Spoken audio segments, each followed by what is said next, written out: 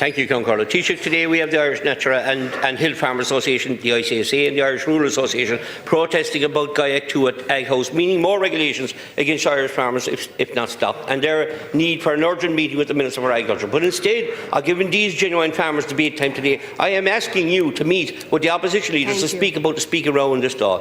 Last week, Dáil reform became Dáil dictate, and after 4 hours of what we felt was progress, this document of destruction was waved at us, and after some confusion, a vote was called, which was always on the cards that night if honesty was to be told. Taoiseach, in the one hand, you want to give the Lowry group the 8 minutes extra time on Tuesday, Wednesday 8 minutes, Thursday 6 minutes priority questions by saying they, as well as the government TDs, have a right to speak. But on the other hand, on the same document with your proposal, it states changing Standing Orders 48 so that the government opposition questions to the Taoiseach will take place only 45 minutes a week instead of 2 days. Taoiseach, can we meet with you at the end of this day to discuss it? And trying to bring it to a proper council. Just say, if I could quickly, Deputy Doherty, I don't think you are interested in resolution. This is you're enjoying, in a strange way, you're enjoying this, and you're going to keep this going as long as you possibly can. And I say that because I've got a lot of letters from the leaders of the opposition.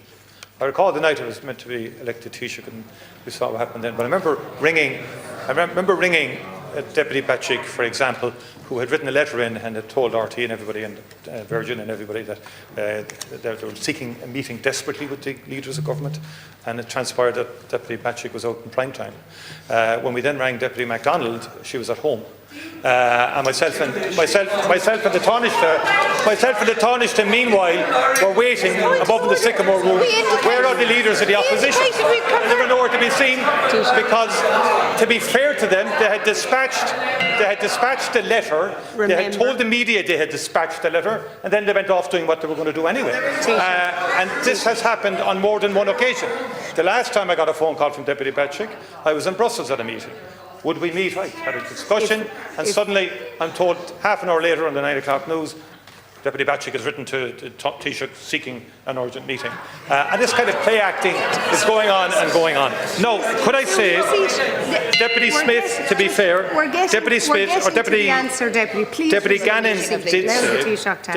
to be fair, did say we're in uncharted waters.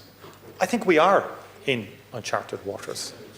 We're in uncharted waters across the world, where the most profound and grave challenges are facing people. With a terrible war in Ukraine, terrible war in the Middle East, terrible war in the Sudan, with very significant economic headwinds coming. Let's be frank about it. The situation is very serious. It is very uncertain. It is very uncharted.